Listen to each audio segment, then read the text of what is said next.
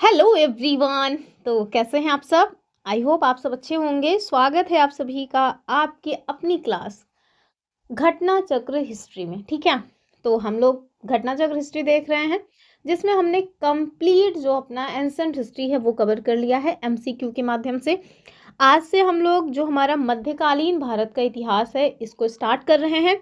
अगर आपने previous videos को नहीं देखा है तो चैनल में प्लेलिस्ट बनी हुई है घटना चक्र हिस्ट्री एमसीक्यू के नाम से, आप उनको पूरा देख लीजिए। इतिहास को पढ़ने का मज़ा तभी है जब आप उसको क्रम से पढ़ें।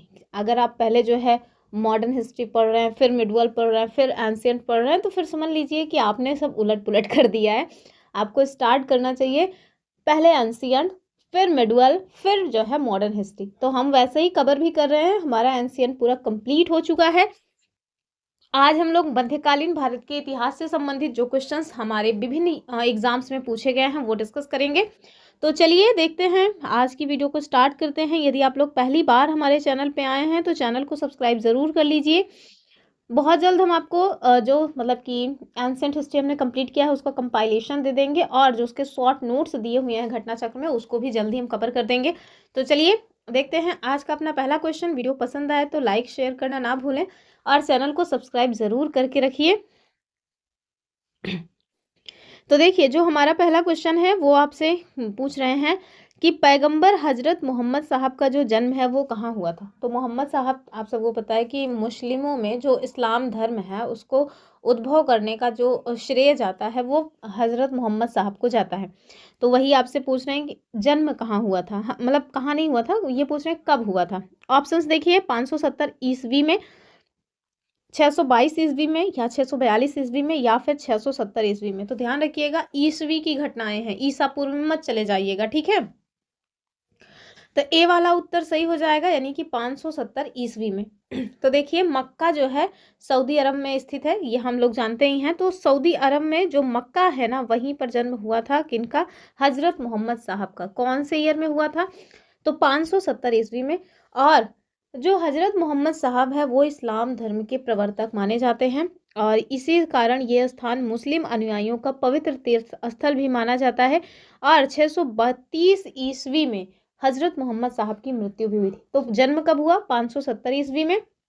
मृत्यु कब हुई है, 632 ईस्वी में। ठीक है, कहाँ पे हुआ है, तो मक्का में। ठीक है, मक्का में जो कि सऊदी अरब में स्थित है वहां पे जन्म हुआ था।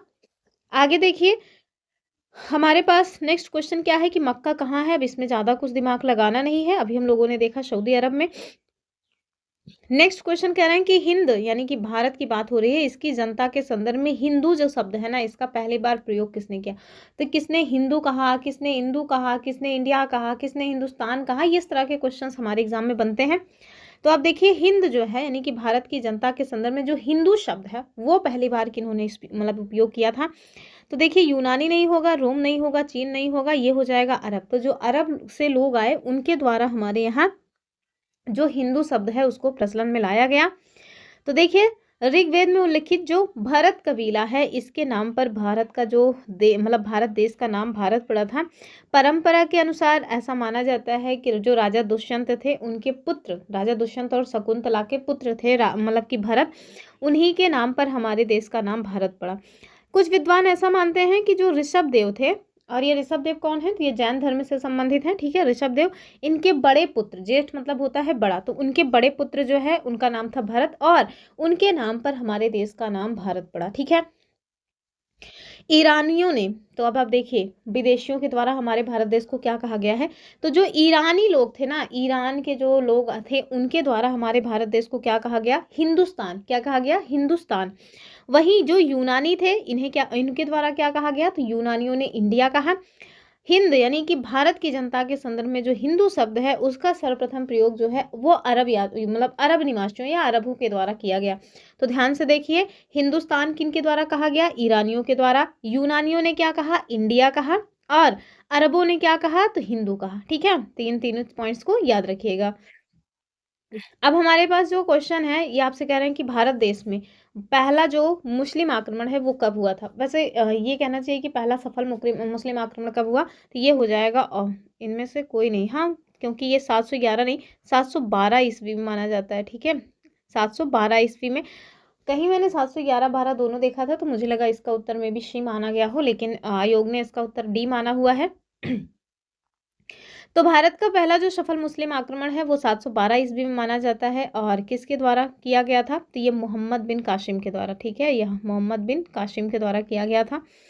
ध्यान रखिएगा कि जो मोहम्मद बिन कासिम है, इससे पहले 711 ईस्वी में ही उबैदुल्लाह के नेतृत्व में एक अभियान दल भेजा गया था, लेकिन वो पराजित हुआ था और निपटा दिया गया था। ठीक है। इराक के हाकिम अल हज्जाज, इन्होंने मोहम्मद बिन कासिम के नेतृत्व में जो अरब लोग थे, इनको सिंध पर आक्रमण करने के लिए भेजा था, और भारी संघर्ष के बाद अरबों ने 712 ईस्वी में सिंध पर विजय प्राप्त कर ली, और वहां के जो शासक थे ना, उनका नाम था दाहिर, ठीक है, उनको पराजित कर दिया था। फारसी एक ग्रंथ है जिसका नाम क्या है? चचनामा। इससे हमें अरब के द्वारा सिंध विजय की जानकारी मिलती है। ठीक है, तो ध्यान रखिएगा, भारत देश के भीतर जो मतलब पहला सफल आक्रमण मुस्लिमों का माना जाता है वो 712 ईस्वी का है। किसके द्वारा किया गया था? तो मोहम्मद बिन कासिम के द्वारा। किसको पराजित किया गया था? तो दाहिर को पराजित किया गया था, जो कि सिंध के शासक थे, और ये सिंध किस साइड है? तो नॉर्थ वेस्ट रीजन में है। ठीक है।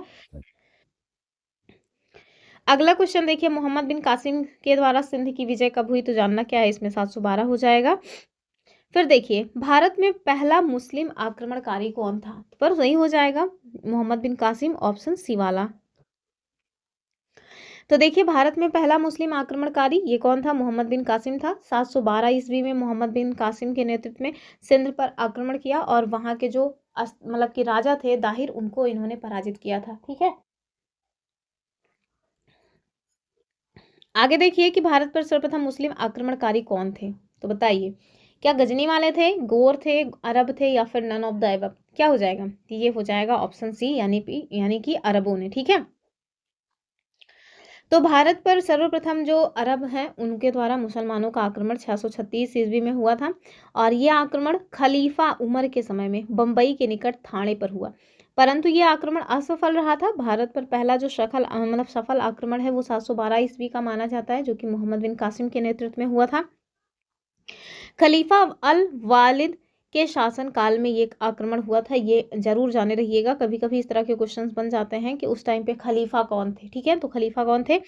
अल वालिद। आगे देखिए, मोहम्मद बिन कासिम के आक्रमण के समय सिंध का जो शासक था, हमने बताया कि दाहिर था। इसके सिंध 712 और मुल्तान 713 ईस्वी में जीत लिया। तो जो मोहम्मद बिन कासिम है, उसने सिंध को कब जीता था? 712 ईस्वी में। फिर उससे उसकी महत्वाकांक्षा शांत नहीं हुई, आगे और भी जीता। किसको? मुल्तान को। किस ईस्वी में? तो 713 ईस्वी में। ठीक है। आगे देखिए, मोहम्मद बिन कासिम कौन था? क्या तुर्क था? क्या मंगोल था? बताइए, क्या तुर्क था, मंगोल था, या फिर कुछ और था? तो भाई ये अरब से आया हुआ था। ठीक है, अरब था। ठीक है। तो ये देखिए, मोहम्मद बिन कासिम ये अरब का निवासी था। वह इराक के शासक अल हज्जाज का भतीजा तथा दामाद था। तो इन लोगों में इस तरह की चीजें चलती ही हैं, भतीजे को दामाद बना लेना, या भाई मतलब कि हाँ, भाई के बेटे को, बहन के बेटे को, इस तरह से जो है इन लोगों के यहाँ चलता है। अब मुझे बहुत ज़्यादा इस वजह से जानकारी है, क्योंकि मैं जहाँ पे रहती हूँ ना, वहाँ पे बहुत ज़्यादा बाहुल्य है मुस्लिमों का, तो मुस्लिम बाहुल्य जनसंख्या वाला हमारा गांव है। इस वजह से हमको थोड़ा ज़्यादा इन लोगों के कल्चर के बारे में जानकारी है। आगे देखिए, जिस समय उसने सिंध पर आक्रमण किया, वहां का शासक कौन था? दाहिर था। ठीक है। चलिए, अब देखिए, आपसे पूछ रहे हैं कि जो चचनामा है, अभी हमने देखा था ना कि एक फारसी ग्रंथ है चचनामा, जहां से हमें इस बात की जानकारी मिलती है कि सिंध को इसने जीता हुआ था 712 ईस्वी में। तो वही चचनामा के बारे में कह रहे हैं कि इसके अनुसार छठवीं और सातवीं मतलब की शताब्दी में किसकी राजधानी पूछ रहे हैं? ये क्वेश्चन ही थोड़ा अधूरा सा है। चचनामा के अनुसार छठवीं सातवीं राजधानी क्या थी? क्वेश्चन ही थोड़ा सा मतलब कि मिसप्रिंट टाइप का लग रहा है। तो देखिए, इसका जो उत्तर इन्होंने दिया है वो दिया है ऑप्शन बी वाला, यानी कि अरोड़। तो यहाँ पे आपको देखने को मिल जाएगा कि ये दरअसल पूछ रहे थे कि सिंधु देश की राजधानी क्या थी। ठीक है, तो ये जो है ना, छठवीं सातवीं शताब्दी में किसकी राजधानी पूछ रहे हैं? तो सिंध की राजधानी पूछ रहे हैं, तो इसकी पूछ रहे हैं राजधानी। तो यहाँ पे सिंध दरअसल यहाँ लिखा ही नहीं था, तो ये हो जाएगा अरोड़। तो देखिए, जो चचनामा ग्रंथ है, जो कि फारसी में लिखा गया है, इसके अनुसार हमें जानकारी मिलती है कि छठवीं जो शताब्दी थी और सातवीं शताब्दी, इसमें सिंधु देश अर्थात जो सिंध की राजधानी थी वो क्या थी? अरोड़ थी। ठीक है। ध्यान क्या रखना है कि चचनामा सिंध के इतिहास से संबंधित एक मतलब बुक है या पुस्तक है।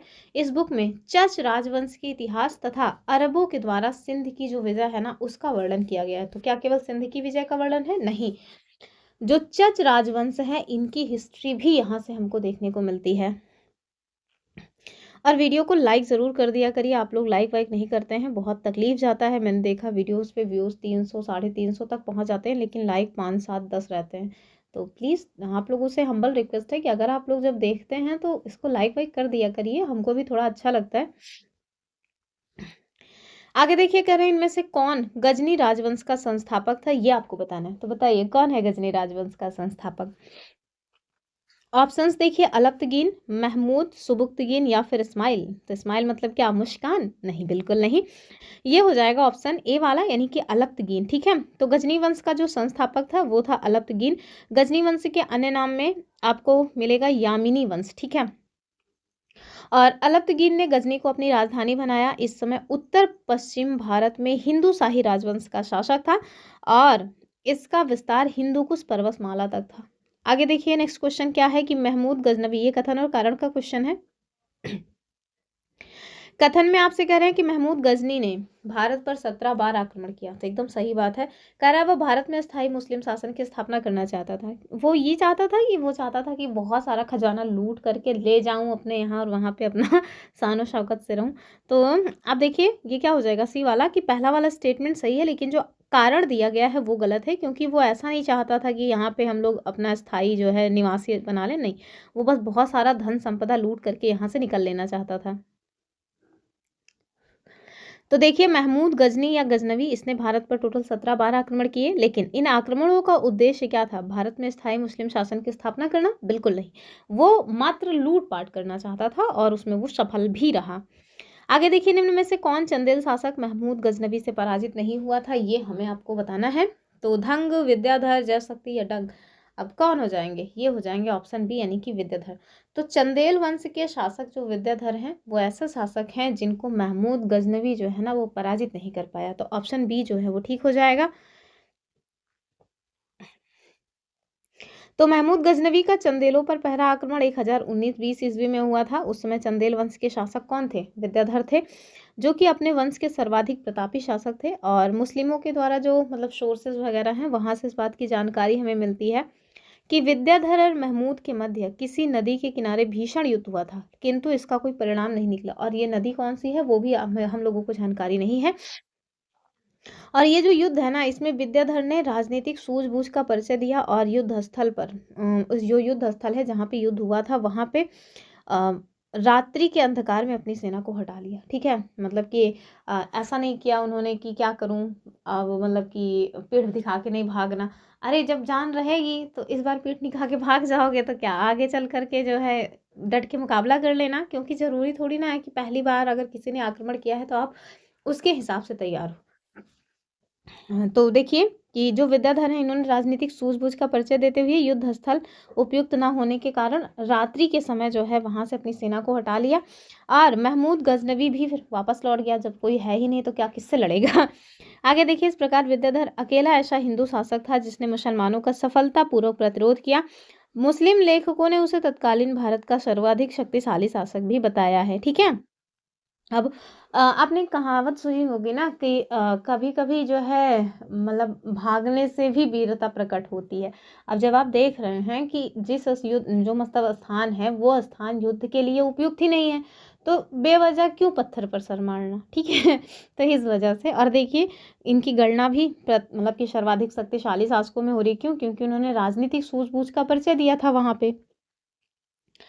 अब देखिए, एक एमपीपीएसएस प्री 2021 का क्वेश्चन है कि किस चंदेल शासक ने महमूद गजनवी का सामना किया। तो बताइए कौन हो जाएंगे? अभी तो हमने देखा विद्याधर हो जाएंगे।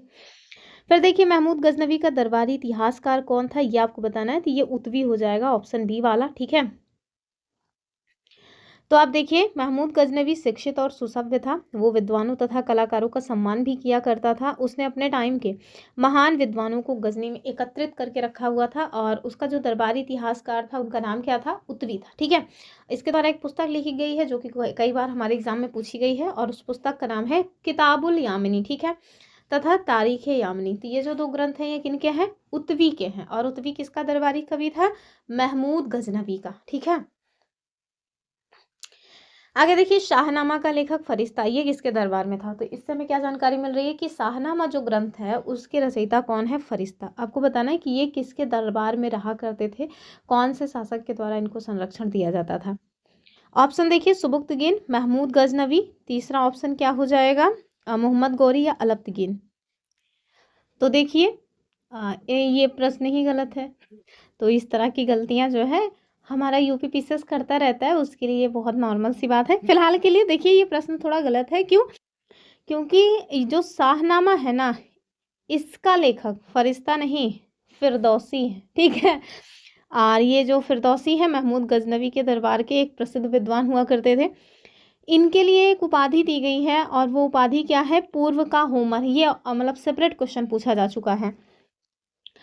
आगे देखिए, फरिश्ता ने तारीख फरिश्ता और गुलशन ए इब्राहिमी नामक पुस्तक लिखी थी। तो फरिश्ता की पुस्तकें कौन सी हैं, तारीख फरिश्ता या गुलशन ए इब्राहिमी। आगे देखिए, इनका पूरा नाम क्या था, मोहम्मद कासिम हिंदू शाह अस्तराबादी फरिश्ता। अब इतना एक मतलब एक स्टेटमेंट जैसा नाम कौन ही लेगा, तो इस वजह से इनका ना फरिश्ता अकेले ही यूज मतलब किया जाता है। आगे देखिए, ये कुछ टाइम तक अहमदनगर के शासक मुर्तजा निजाम शाह के दरबार में रहे, बाद में फिर बीजापुर चले गए थे। इनकी जो पुस्तक है तारीख फरिश्ता, बीजापुर के शाह मतलब जो शासक थे इब्राहिम आदिल सादुती, उन्हीं को मतलब समर्पित थी। ठीक है, चलिए आगे देखिए, शाहनामा के लेखक कौन थे बताइए। तो ये हो जाएंगे, अभी तो हम लोग देख के आ रहे हैं, फिरदौसी, ऑप्शन बी वाला। आगे कह रहे हैं कि पुराणों का अध्ययन करने वाला पहला मुसलमान कौन था। तो ये कौन हो जाएंगे, ये हो जाएंगे अलबरूनी, यानी ऑप्शन सी। तो पुराणों का अध्ययन करने वाले जो पहले मुसलमान थे वो अलबरूनी थे। उनका टाइम मतलब जन्म देख लीजिए 973 ईस्वी में हुआ था। ठीक है, वो खीवा यानी कि प्राचीन ख्वारिज्म का रहने वाला था। महमूद गजनवी के साथ 11वीं शताब्दी में मतलब भारत आते हैं। अलबरूनी मात्र इतिहासकार ही नहीं थे, उनको ना मतलब उनके जो ज्ञान है और रुचियाँ, इसमें आपको कई तरह के क्षेत्रों में मतलब मिलेगी कि इन्हें और भी बहुत सारे क्षेत्रों में रुचि थी। जैसे खगोल विज्ञान हो गया, अपना जो ज्योग्राफी यानी भूगोल है, तर्कशास्त्र है, औषधि विज्ञान है, गणित, धर्म और धर्मशास्त्र, मतलब कई सारे विषयों में इनकी रुचि हुआ करती थी। आगे देखिए, इन्हीं रुचियों ने उसे भारत की तत्कालीन धार्मिक सांस्कृतिक स्थिति के बारे में ज्ञान प्राप्त करने के लिए प्रेरित किया। अब जाहिर सी बात है, अगर आपको इंटरेस्ट कई सारी चीज़ों में है तो आप क्या करेंगे, उससे रिलेटेड हर तरह के पहलू को जानने का प्रयास करेंगे। तो वही चीज़ें इनके साथ भी हुई है। और इन्होंने संस्कृत का अध्ययन किया तथा अनेक संस्कृत रचनाओं का उपयोग किया, जिसमें आपको ब्रह्मगुप्त मिल जाएगा, बलभद्र और वाराहमिहिर की रचनाएं विशेष रूप से उल्लेखनीय हैं। उसने जगह जगह पर भगवत गीता, विष्णु पुराण और वायु पुराण को उद्धृत भी किया है। अलबरूनी ने अरबी भाषा में एक रचना की है जिसका नाम क्या है, तहकीक हिंद, और ये क्वेश्चन पूछा गया है। आगे देखिए, सर्वप्रथम एडवर्ड साची, जिसको सचाऊ भी कहा जाता है, इनके द्वारा अरबी भाषा में ये जो ग्रंथ है तहकीक हिंद, इसका अनुवाद अंग्रेजी में किया गया था। तो अनुवाद करने वाले व्यक्तियों का नाम हमसे पूछते हैं एग्जामिनर। आगे देखिए, इसका अनुवाद हिंदी में रजनीकांत शर्मा के द्वारा किया गया। ठीक है, तो जो तहकीक हिंद है ये अरबी भाषा में है, अलबरूनी की रचना। इसका अरबी भाषा से अंग्रेजी भाषा में अनुवाद किसने किया था, एडवर्ड साची ने। जबकि इसी रचना का हिंदी में अनुवाद किसने किया, तो रजनीकांत शर्मा जी के द्वारा किया गया। ठीक, चलिए आगे देखते हैं। और हमारा जो अगला क्वेश्चन है वो कह रहे हैं कि महमूद गजनी के साथ भारत आने वाला प्रसिद्ध इतिहासकार कौन था। तो बताइए कौन थे। अलबरूनी थे। अभी ऊपर वाले क्वेश्चन में हम लोग देख के आ रहे हैं। कह रहे हैं कि अलबरूनी भारत कब आए थे, तो 9वीं शताब्दी, 11वीं, 10वीं या 12वीं। तो अभी हम लोग देख के आ रहे हैं ऊपर वाले क्वेश्चन में कि 11वीं शताब्दी में। फिर कह रहे हैं महमूद गजनी के साथ भारत आने वाला मुस्लिम विद्वान कौन था, तो ये अलबरूनी हो जाएंगे। नेक्स्ट क्वेश्चन में आपसे कौन सा सही नहीं है वो पूछ रहे हैं। ये क्वेश्चन डायरेक्ट एनसीईआरटी से लिया गया है। क्लास 6 की एनसीईआरटी में ये क्वेश्चन डायरेक्ट दिया हुआ है, वहीं से उठाया गया है। कह रहा है कि निम्नलिखित कथनों में से कौन अलबरूनी के संबंध में सही नहीं। और एक बात और आपको बताऊं, ये जो क्वेश्चन है ना, ये एक सीटेट का एग्जाम होता है, सेंट्रल टीचर एलिजिबिलिटी टेस्ट, जिसका कल नोटिफिकेशन भी आया है रात में। वहां पे भी ये क्वेश्चन पूछा गया है। ठीक है, और आईएएस ने भी ये क्वेश्चन पूछा है, यूपी पीसीएस ने भी पूछा है, मतलब सबने इसको पूछ रखा है। ये इतना इंपॉर्टेंट क्वेश्चन है। और उसी एनसीईआरटी में ही छोटा सा बॉक्स बना करके इनके बारे में ये चीजें दी गई हैं। तो चलिए, कह रहे हैं कि बताइए अलबरूनी के बारे में कौन सा गलत है। कह रहे हैं कि वो एक धर्मनिरपेक्ष लेखक थे, तो बस यही वाला गलत है। कह रहे हैं उनका ग्रंथ उस समय के जीवंत भारत से प्रभावित था, ये ठीक है। संस्कृत के विद्वान थे, सही बात है। त्रिकोणमिति के विशेषज्ञ थे, ये भी सही बात है। पहला वाला स्टेटमेंट रॉन्ग हो जाएगा। ठीक है, वो कोई धर्मनिरपेक्ष लेखक बिल्कुल भी नहीं थे।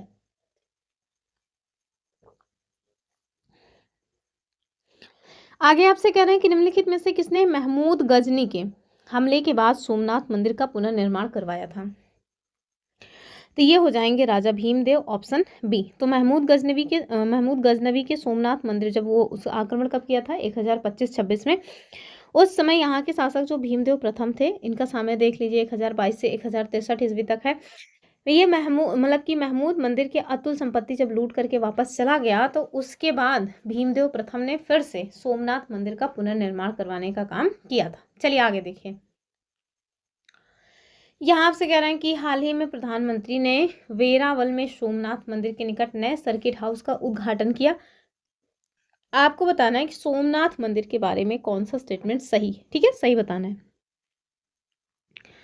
और ये 2022 का क्वेश्चन है कि सोमनाथ मंदिर ज्योतिर्लिंग देव मंदिरों में से एक है। दूसरा, अलबरूनी ने सोमनाथ मंदिर का वर्णन किया है। तीसरा कह रहे हैं सोमनाथ मंदिर की प्राण प्रतिष्ठा यानी कि आज के मंदिर की स्थापना राष्ट्रपति एस राधाकृष्णन के द्वारा की गई थी। आपको सही उत्तर का चुनाव, तो देखिए इसका जो सही उत्तर है पहला और दूसरा हो जाएगा, तीसरा वाला स्टेटमेंट रॉन्ग है। ठीक है, तो यहाँ देखिए सोमनाथ मंदिर जो है गुजरात राज्य में अरब सागर के तट पर स्थित है। और सोमनाथ जो मंदिर है ये 12 ज्योतिर्लिंगों में से एक मानी जाती है। तो भगवान शिव के 12 ज्योतिर्लिंगों में से एक है ये। इस मंदिर का उल्लेख अलबरूनी के द्वारा अपने यात्रा वृत्तांत में किया गया है। और ध्यान रखिएगा 11 मई 1951 को भारत के पहले राष्ट्रपति डॉक्टर राजेंद्र प्रसाद ने अभी जो वर्तमान में मंदिर मौजूद है ना, उस मंदिर प्रांगण में प्राण प्रतिष्ठा की थी, ना कि कि कोई और। आगे देखिए, तो महमूद गजनवी जो है 1025-26 ईस्वी में सोमनाथ मंदिर पर आक्रमण किया था और बहुत सारा लूटपाट करके यहाँ से ले गया था। वैसे भी हम लोगों के यहाँ मंदिर में बहुत सारे खजाने हुआ करते थे, अभी का तो नहीं वैसे कह सकते हम लोग, अभी भी जो दक्षिण भारत की मंदिर है उसमें खजानों की भरमार है। आगे देखिए, किसने एक तरफ संस्कृत मुद्रा लेख के साथ चांदी के सिक्के निर्गत किए, ये आपको बताना है। ऑप्शन देखिए, मोहम्मद बिन कासिम, महमूद गजनवी, शेर शाह या अकबर। तो ये हो जाएगा ऑप्शन बी यानी कि महमूद गजनवी।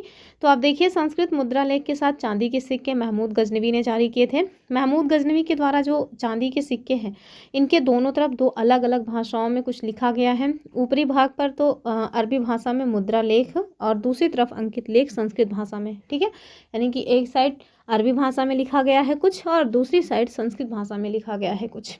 आगे देखिए, ये आपसे पूछ रहे हैं कि चलिए बताइए निम्नलिखित में से मध्य एशिया के वो कौन से शासक हैं जिन्होंने 1192 ईस्वी में उत्तर भारत को जीत लिया था। तो बताइए कौन हो सकता है वो। तो ये हो जाएगा मोहम्मद गौरी यानी कि सिहाबुद्दीन मोहम्मद गौरी, ऑप्शन सी वाला। यहाँ आपको देखने को मिलेगा कि मध्य एशिया के शासक जो सिहाबुद्दीन मोहम्मद गौरी था, उसने 1192 ईस्वी में उत्तर भारत को जीता। अब याद तो आ ही रहा होगा कि किससे जीता था। तो तराइन का जो द्वितीय युद्ध हुआ था, पृथ्वीराज तृतीय यानी पृथ्वीराज चौहान, वही उन्हीं को तो जीता था। आगे देखिए, सिहाबुद्दीन गौरी का जो पहला आक्रमण है 1175 में मुल्तान पे हुआ। 1205 में वो साम्राज्य विस्तार अथवा पूर्व विजित जो राज्य है उनकी रक्षा के लिए भारत पर चढ़ाई करता रहा। उसने 1175-76 में मुल्तान तथा उच्च पर आक्रमण किया। ठीक है, 1178 ईस्वी में गुजरात पर आक्रमण किया। 1191 में वो पृथ्वीराज चौहान से टकरा गया। तराइन का पहला युद्ध हुआ, उसमें वो पराजित हुआ, लेकिन एक साल बाद फिर उसने दम बना करके फिर से जो है तैयारी के साथ आक्रमण किया और फाइनली विजयी हुआ। ठीक है, और जब ये यहाँ पे विजयी हुआ तो उसी के साथ देखिए कि एक केंद्रीय मुस्लिम राजनीतिक व्यवस्था यहाँ पे स्थापित होती है और जो आगे चल के काफ़ी लंबे समय तक कायम रह जाती है। आगे देखिए, कह रहे हैं कि मोहम्मद गौरी को सबसे पहले किसने पराजित किया था, ये आपको बताना है। तो इसका उत्तर तो पहले वाला विकल्प में ही हो जाएगा, भीमदेव द्वितीय। तो 1178 ईस्वी में मोहम्मद गौरी ने गुजरात पर आक्रमण किया, किंतु मूलराज द्वितीय जिनका कि भीमदेव द्वितीय हैं, इन्होंने नायिका देवी के नेतृत्व में आबू पर्वत के निकट गौरी का कि डट कर मुकाबला किया और उसको वहीं पे निपटा दिया। निपटाने का मतलब मार नहीं डाला, परास्त किया। और ये गौरी की भारत में पहली पराजय थी। ठीक है, टोटल 3 बार ये युद्ध में विजय पराजित हुआ है। आगे देखिए, मोहम्मद गौरी ने जयचंद को किस युद्ध में हराया। तो जयचंद कौन है, वही संयोगिता के पिताजी। और संयोगिता कौन है, तो वही उनकी पत्नी कि पृथ्वीराज तृतीय यानी पृथ्वीराज चौहान की, जिसके लिए जयचंद ने साथ दिया था मोहम्मद गौरी का। ठीक है, तो ये देखिए कौन हो जाएगा, 1194 या 1193, 93 है ही नहीं, दरअसल 1194 हो जाएगा चंदावर। तो चंदावर 94 मिलता जुलता सा है, तो याद रख सकते हैं आप कि मोहम्मद गौरी ने जयचंद को कौन से युद्ध में पराजित किया था, चंदावर के युद्ध में। कब हुआ था, 1194 में। तराइन का पहला युद्ध हुआ था 1191 में मोहम्मद गौरी और पृथ्वीराज चौहान के मध्य। दूसरा युद्ध भी 1192 में मोहम्मद गौरी और पृथ्वीराज चौहान के मध्य ही हुआ था। कन्नौज का युद्ध कब हुआ था, जरा आप मुझे कमेंट करके बताइएगा, तो मतलब वो कब हुआ था, नहीं किसके मध्य हुआ था। ठीक है, चलिए, तो 1194 में चंदावर के युद्ध में मोहम्मद गौरी ने कन्नौज के गहरवाल राजा जयचंद को पराजित किया था। चंदावर जो कि वर्तमान उत्तर प्रदेश के फिरोजाबाद जिले में है, यमुना नदी के तट पर। ठीक है, चलिए, कहने निम्नलिखित में से कौन राजा मोहम्मद गौरी द्वारा चंदावर के युद्ध में पराजित हुआ था, तो अभी तो ऊपर हम लोग देख के आ रहे हैं, तो जयचंद हो जाएगा ऑप्शन बी। फिर 1194 के चंदावर के युद्ध में मोहम्मद गौरी ने किसको हराया, तो जयचंद हो जाएगा। एक ही क्वेश्चन को हर एक एग्जाम में पूछा गया है घुमा घुमा करके। कह रहे हैं कि युद्ध जिसमें भारत में मुस्लिम शक्ति की स्थापना हुई, तो कौन सा हो जाएगा, यही तराइन का दूसरा युद्ध हो जाएगा। ठीक है, और अभी तो हम लोग सब देख के आ ही रहे हैं। आगे देखिए, ये क्या कह रहे हैं आपसे, कह रहे हैं कि निम्नलिखित को कालानुक्रम में व्यवस्थित करें और नीचे दिए गए कूट से सही उत्तर को प्राप्त करें। आपके पास ऑप्शंस में चंगेज खां है, महमूद गजनवी है, तैमूर है, मोहम्मद गौरी है। तो मुझे तो लग रहा है कि जो तैमूर लंग है ये सबसे बाद में आना चाहिए। चंगेज खां और तैमूर लंग इन दोनों का ही पता हो तो आराम से क्वेश्चन बन जाएगा ये। तो ये बाद में तो आएगा, तैमूर तो सबसे लास्ट में ही आएगा, तैमूर से जस्ट पहले चंगेज खां आएगा। तो अगर हम लोग इस हिसाब से देखें ना, तो 4 के जस्ट पहले 1 आना चाहिए, तो ऑप्शन 20 का सही हो जाएगा कि सबसे पहले तो महमूद गजनवी हो जाएगा, उसके बाद फिर मोहम्मद गौरी होगा, फिर चंगेज खां, उसके बाद तैमूर लंग। ठीक है, ऑप्शन बी जो है वो ठीक हो जाएगा। तो ये देखिए 999 से 1027 ईस्वी के मध्य जो मोहम्मद मतलब महमूद गजनवी है, ये भारत पर 17 बार टोटल आक्रमण किया। सिहाबुद्दीन मोहम्मद गौरी का जो पहला आक्रमण है वो 1175 ईस्वी में हुआ और 1205 ईस्वी तक वह बराबर साम्राज्य विस्तार तथा पूर्व विजित जो राज्य हैं उनकी सुरक्षा के लिए भारत पर चढ़ाई करता रहा। वहीं चंगेज खां के आक्रमण का भय तब उत्पन्न हुआ जब 1221 में ख्वारिज्म शाह का पुत्र और उत्तराधिकारी जलालुद्दीन मंग बर्नी जो है वो सिंधु नदी के तट पर आया। और आपको बताइए किसके टाइम पीरियड में आया होगा, इल्तुतमिश की बात हो रही है। ठीक है, और उसके बाद देखिए सुल्तान नासरुद्दीन, इसके शासनकाल में मध्य एशिया से मंगोल सेनानायक तैमूर लंग कब आया, 1398 ईस्वी में। ये डेट बड़ी इंपॉर्टेंट है, वनडे एग्जाम्स में कई बार पूछी गई है। ठीक है, आगे देखिए, किस मुस्लिम शासक ने सिक्कों पर देवी लक्ष्मी की आकृति बनवाई थी, तो कौन हो जाएगा, ये सब नहीं होंगे, ये हो जाएगा ऑप्शन ए वाला यानी कि मोहम्मद गौरी। ठीक है, तो मोहम्मद गौरी के सिक्कों पर देवी लक्ष्मी की आकृति बनी हुई है, दूसरी तरफ कलमा जो कि अरबी में खुदवाया गया है। ठीक है, फिर देखिए भारत में मोहम्मद गौरी ने किसको पहला अख्ता प्रदान किया था, ये हमें बताना है, तो ये हो जाएगा कुतुबुद्दीन ऐबक। ठीक है, तो ये कौन था कुतुबुद्दीन ऐबक, तो उसका गुलाम था। तो ध्यान रखिएगा, भारत देश में मोहम्मद गौरी ने पहला जो अख्ता प्रदान किया था वो कुतुबुद्दीन ऐबक को दिया था, और यही कुतुबुद्दीन ऐबक है जो आगे चल करके गुलाम वंश की स्थापना करेंगे। ठीक है, तो मोहम्मद गौरी की विजयों के बाद शीघ्र ही उत्तर भारत में अख्ता यानी इक्ता प्रथा स्थापित हुई और 1192 से 1206 ईस्वी के मध्य कुतुबुद्दीन ऐबक ने गौरी के प्रतिनिधि के रूप में उत्तरी भारत के विविध भागों में प्रशासन किया। भारत में जो मोहम्मद गौरी है इसने कुतुबुद्दीन को क्या किया था, पहला अख्ता प्रदान किया था। आगे देखिए, मोहम्मद गौरी के किस दास ने बंगाल और बिहार पर विजय प्राप्त की थी, ये हमें बताना है, तो कौन हो जाएगा ये। ऑप्शंस देखिए, कुतुबुद्दीन ऐबक, इल्तुतमिश, याल्दौज या फिर बख्तियार खिलजी। तो ये हो जाएगा ऑप्शन सी वाला यानी कि बख्तियार खिलजी। तो मोहम्मद गौरी का गुलाम जो बख्तियार खिलजी है ना, इसने बंगाल और बिहार पर विजय प्राप्त की थी। तो मोहम्मद गौरी के एक साधारण दास जिसका नाम क्या है, इख्तियारुद्दीन मोहम्मद बिन बख्तियार खिलजी, इतना बड़ा सा नाम, इसने बिहार की विजय और नालंदा तथा विक्रमशिला बिहार को तहस नहस कर डाला। तो याद किया ही जाता है इस कमीने को। आगे देखिए, उसने 1198 ईस्वी से 1203 ईस्वी के मध्य में बंगाल पर आक्रमण किया। उस समय वहां का शासक कौन था, लक्ष्मण सेन। ठीक है, लक्ष्मण सेन कौन है, पिछली वाली वीडियो में हमने देखा था। और सबसे बड़ी बात कि वो युद्ध किए बिना ही भाग गया, मतलब पीठ दिखाकर भागने वाला व्यक्ति है। और तुर्की सेना ने राजधानी नदियों में प्रवेश कर बुरी तरह से वहां पे लूटपाट की। ऐसे राजा को तो खड़े होकर के गोली मार देना चाहिए फिलहाल के लिए, जो मतलब अपनी जान बचा करके भाग ले। और ये लक्ष्मण सेन ना सेन वंश का शासक था। आगे देखिए, राजा की अनुपस्थिति में जो नगर है उसने आत्मसमर्पण कर दिया। लक्ष्मण सेन ने भाग करके पूर्वी बंगाल में शरण ले ली, वहीं कुछ समय तक शासन करता रहा। इख्तियारुद्दीन ने भी संपूर्ण बंगाल के जीतने का प्रयत्न नहीं किया। इख्तियारुद्दीन ने लखनौती को अपनी राजधानी बनाया। ये क्वेश्चन याद रख सकते हैं।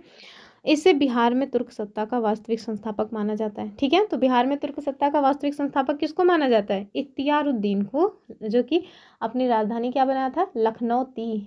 चलिए आगे देखते हैं। और जो हमारा अगला क्वेश्चन है, बिहार का पहला मुस्लिम विजेता कौन था? तो वही हो जाएगा इख्तियारुद्दीन बख्तियार खिलजी। ठीक है, ऑप्शन सी वाला। फिर देखिए, कह रहे हैं बिहार में तुर्क सत्ता का वास्तविक संस्थापक कौन है? तो बख्तियार खिलजी ही तो होना चाहिए ना, ऑप्शन बी ही। और फिर देखिए, नालंदा विहार का विध्वंस किसने किया था? इसमें भी उसी कमीने का ही नाम आएगा, बख्तियार खिलजी का। फिर देखिए, कथन कारण का क्वेश्चन है। कथन कह रहे हैं कि भारत पर तुर्की आक्रमण सफल हुए, तो हाँ सफल हुए, तभी तो तुर्कों ने राज किया। दूसरा, उत्तर भारत में राजनीतिक एकता नहीं थी, ये बात भी सही है।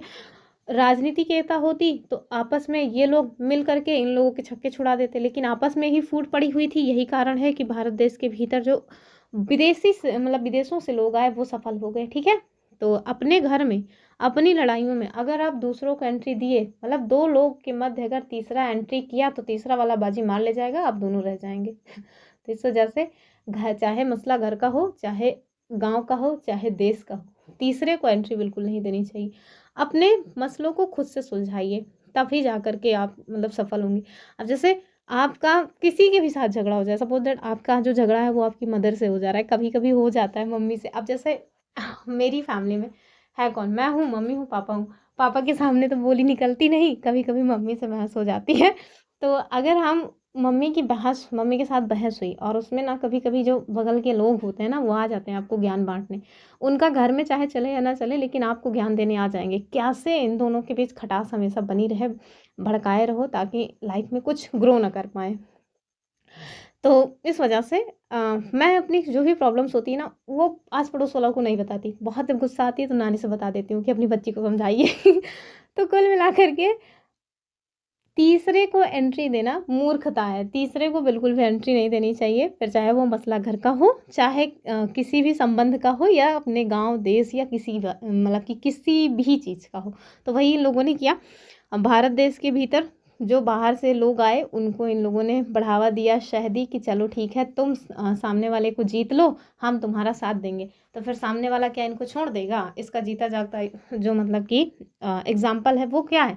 जयचंद। ठीक है, तो जयचंद ने जो है जो मोहम्मद गोरी है उसको जिताने में साथ दिया था ना, कि चलो ठीक है, तुम तराइन का युद्ध करो, हम तुम्हारे साथ हैं। बाद में फिर तराइन का युद्ध जीतने के बाद जयचंद को भी 1194 के चंदावर के युद्ध में पराजित कर दिया कि नहीं उसने? तो यही चीज़ है कि दो लोगों के झगड़े को तीसरे ने बढ़िया आराम से एंजॉय करके अपना बाजी मार लिया। चलिए, तो इसका उत्तर क्या हो जाएगा? ए हो जाएगा।